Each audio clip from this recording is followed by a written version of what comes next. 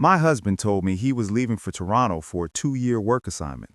I cried as I saw him off. The moment I returned home, I transferred the entire $650,000 from our joint account. The following day, I went to the courthouse and filed for divorce. O'Hare International Airport was crowded with travelers. I held Mark's hand tightly, unable to stop the tears running down my face. "Mark, do you really have to be gone for 2 years?" I asked, my voice shaking. He gently wiped my tears, sounding reluctant himself. "Hannah, you know how important this project is for my career. 2 years will pass quickly. I'll video call you all the time. I'll miss you too." I leaned into his chest as he patted my back. "Silly girl, this is a big step for our future. When I come back, we'll finally have enough to put a down payment on a house in a good neighborhood." The boarding announcement echoed through the terminal. Mark kissed my forehead. "Wait for me." I stood still, watching him disappear through security until my vision blurred. People rushed past me, unaware of the woman crying quietly in the corner. I wiped my face, took a deep breath, and left the airport. In the back of the Uber, I stared out the window as familiar Chicago streets passed by. "Seeing someone off?" the driver asked. I nodded. "Must be your boyfriend or husband?" "My husband," I answered softly. "That's hard. Couples have to live apart for work these days. But a good man always comes back." I gave a faint smile without replying. The car stopped in front of our Lincoln Park condo. I paid the fare and walked inside the home Mark and I had shared. The apartment felt empty. I noticed the slippers he left by the door and let out a bitter laugh. I kicked off my heels, sat on the couch, and opened my banking app. The balance showed clearly: $650,482.17. This was everything we had saved during 5 years of marriage. My salary had gone directly into this account every month. Mark said it was better for financial management. I trusted him completely, until 3 days earlier. That afternoon, I left work early to surprise him. As I approached our building, I saw Mark leaving a cafe with another woman. They were linked arm in arm, laughing comfortably. He didn't see me. He walked it to the curb, called a cab, and kissed her cheek before she got in. I hid behind a large tree, my chest tight, struggling to breathe. When the cab drove away, Mark returned toward our building. I didn't confront him. I took a longer route home. That evening, Mark acted normal.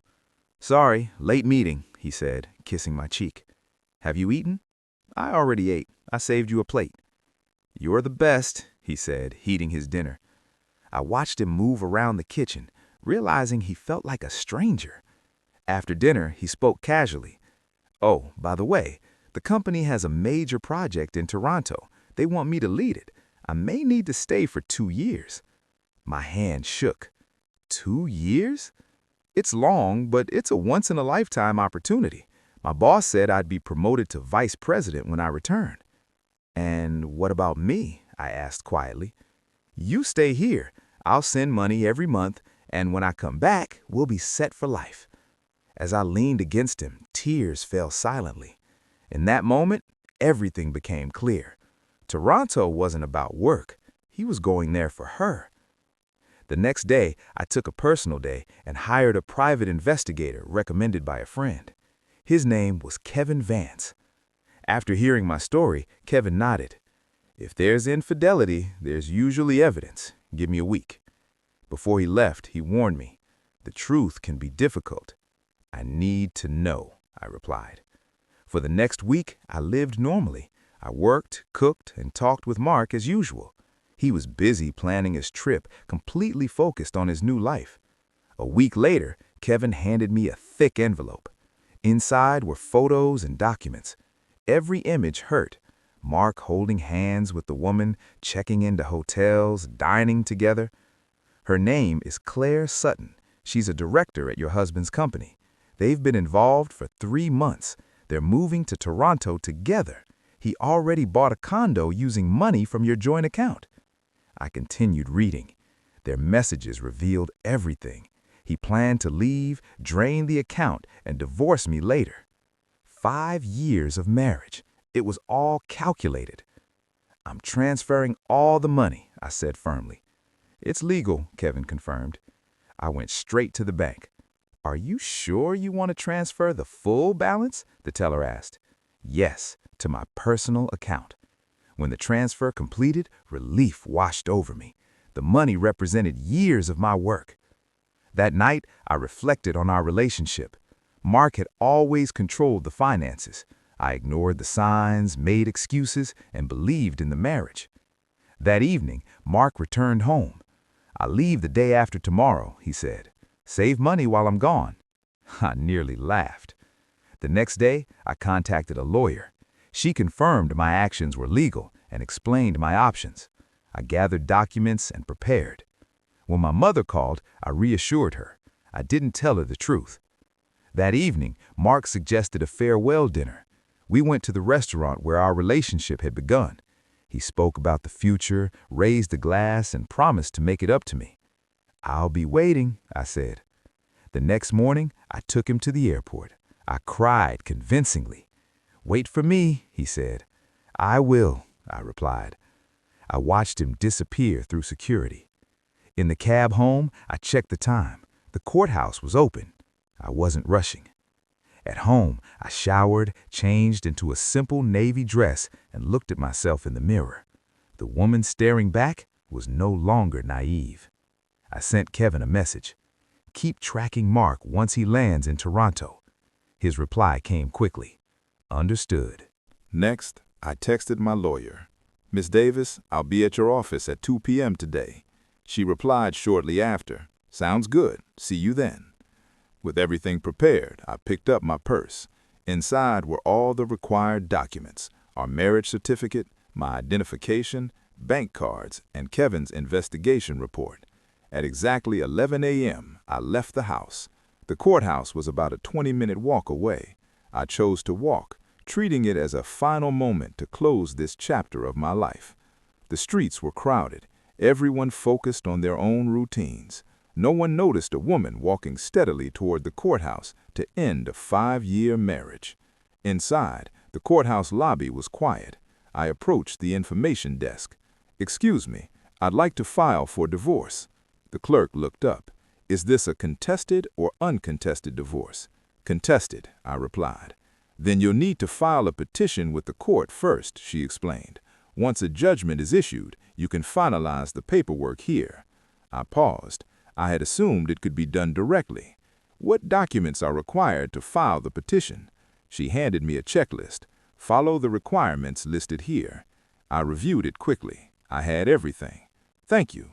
As I left the building, I realized I had underestimated the process. Divorce was not a simple declaration, it was a legal procedure. Outside, I called my lawyer. "Miss Davis, I went to the courthouse. They said I need to file a petition first." "That's correct," she said. "Since your husband is overseas, this can't be an uncontested divorce. It must proceed through litigation. Come to my office this afternoon and we'll discuss the strategy." After ending the call, I stood outside watching people pass by. Some were smiling as they came for marriage licenses. Others looked exhausted finalizing divorces. Marriage felt like a fortress. Those outside want in and those inside want out. At 2 p.m., I arrived at Miss Davis's office. She was a capable woman in her 40s, direct and composed. She offered me a seat and a bottle of water. "I've reviewed the materials you sent. Your case is somewhat complex. First, your husband being abroad complicates service of process. Second, we need to investigate the overseas property he purchased." "I understand," I said. "How long will this take?" "If everything goes smoothly, around 6 months. If he resists, it may take longer." "I can wait. Let's proceed." She handed me a draft petition outlining Mark's misconduct, including infidelity and improper use of marital assets. I reviewed it carefully. "It's fine," I said, signing my name. "We'll file this tomorrow. Also, keep the transfer of funds confidential for now. If he finds out, he may attempt to act first." "I understand. No one else knows." Leaving the office, I felt relieved. The process would be long, but it had officially begun. When I returned home, I started packing Mark's belongings. clothes, books, photographs. Each item once represented my life, but now felt foreign. I boxed everything, planning to ship it to his parents. While packing, my phone rang. It was Mark. "I've landed in Toronto," he said, sounding cheerful. "Oh, how was the flight?" I asked evenly. "It was good. The weather's nice, but I'm tired. How was your day? Did you cry a lot?" "I'm fine," I replied. "Get some rest. I love you." After a brief pause, I said, "Me too." When the call ended, I stared at my phone and laughed quietly. He loved only the version of me who trusted blindly. Over the next few days, I worked during the day and continued clearing out his belongings at night.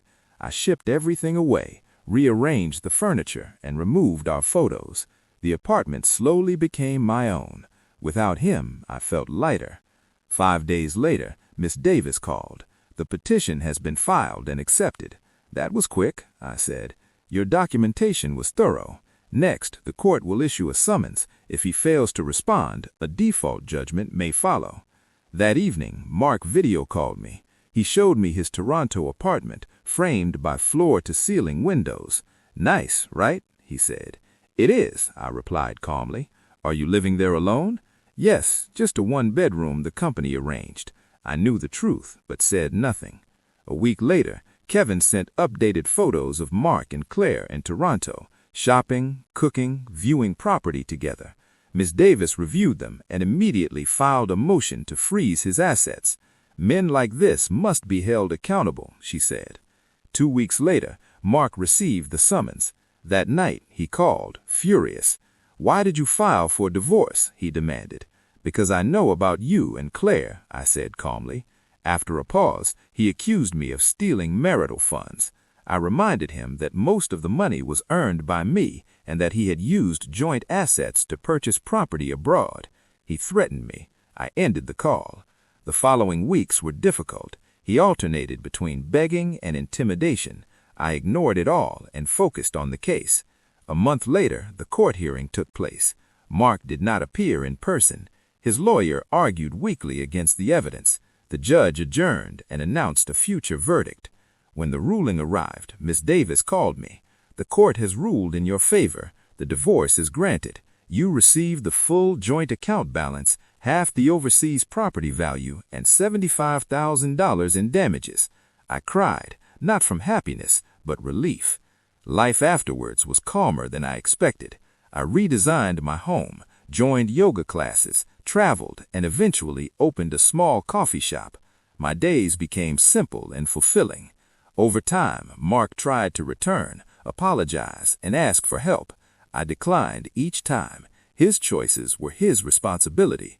Eventually, I allowed myself to try again, with caution, with independence, and without losing myself. Years later, Mark reappeared briefly, asking for forgiveness. I accepted his apology without reopening the past.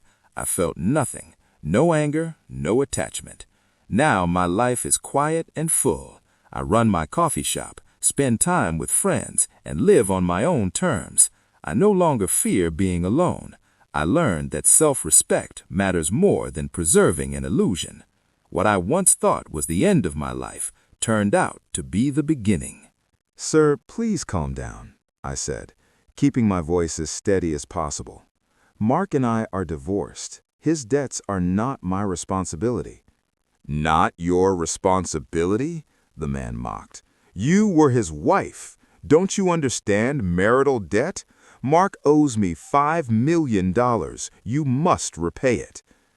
I need to see a promissory note and proof that this debt was incurred during our marriage and used for our shared living expenses. Without that, I have no legal obligation." The man froze, clearly unprepared for my response. At that moment, Ben rushed in. He must have been worried when I didn't answer my phone. "Hannah, are you all right?" he asked, stepping in front of me. "Sir, whatever the issue is, we can discuss it calmly." "Who are you?" the man asked. "I'm Hannah's boyfriend. As for this debt, it should be handled through legal channels. If you continue causing trouble, I'll call the police." The man glanced around the cafe, then scoffed. "Fine, we'll settle this in court." He turned and left. Ben locked the door and hugged me. You must have been frightened. I leaned against him. I had tried to stay calm, but inside I was shaken. I'm glad you're here, I whispered.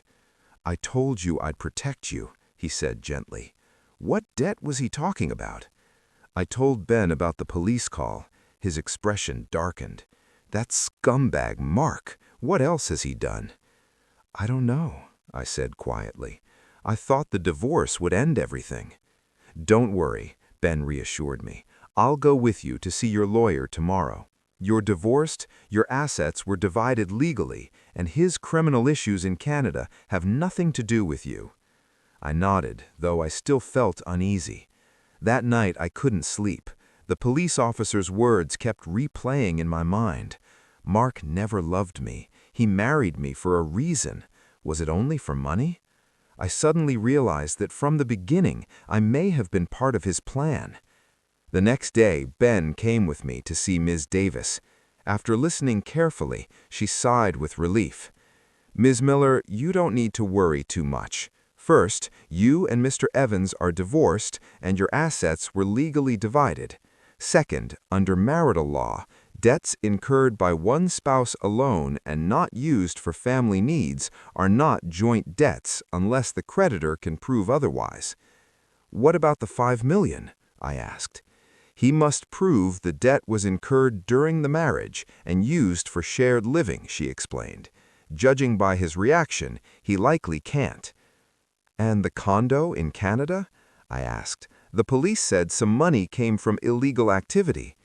That property was divided in the divorce, Ms. Davis said. Half was awarded to you. Unless they can prove you knew about or participated in the illegal activity, your share is protected as a good faith third party.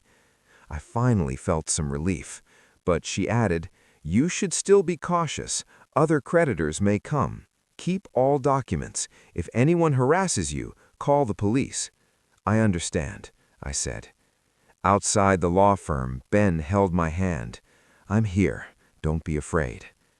In the following weeks, several people came claiming to be Mark's creditors. Some showed promissory notes, others bank records.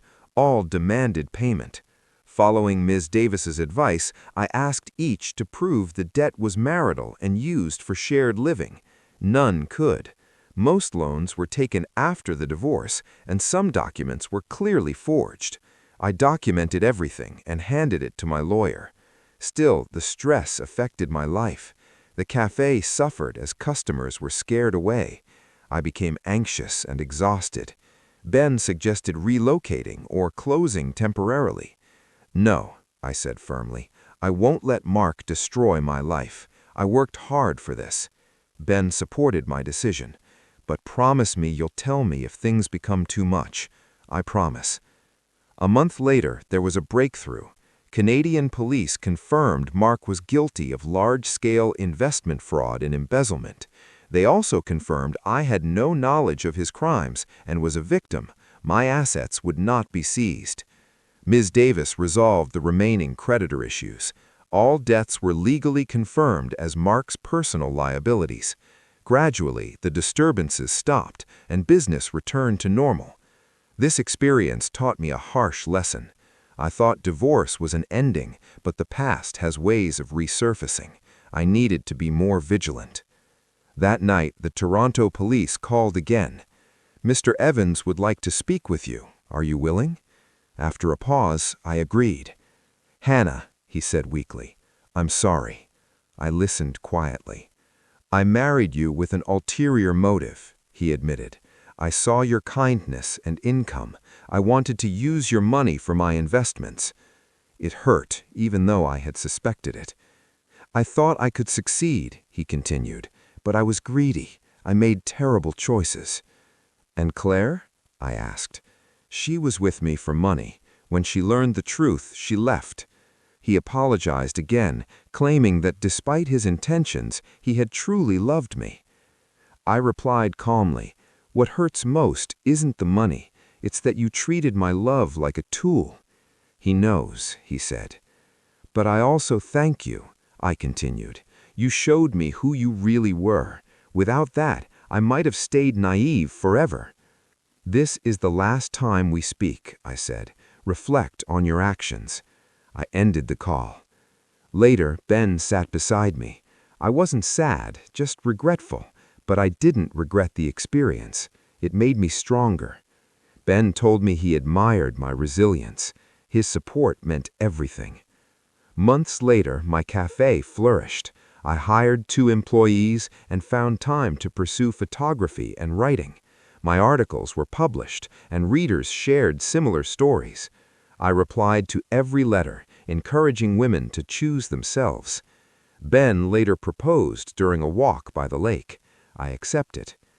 Our wedding was simple but sincere. Married life was peaceful. Ben respected my career and supported my dreams. Later, I became pregnant. Ben was overjoyed. The pregnancy was difficult but filled with love. During my 5th month, Mark's mother wrote to apologize. I forgave her and wished Mark growth and reflection. Our daughter, Clara, was born the following fall. Holding her, I understood how much I had changed. I promised to raise her strong, kind, and self-respecting. Life became full and steady. I balanced motherhood and work. Ben stood beside me every step. Last month, I hosted a support event for women at the cafe. I shared my story and reminded them that leaving an unloving marriage is not failure, but rebirth. 5 years after my divorce, I spoke at a seminar on women's independence. I said clearly, divorcing was the best decision I ever made.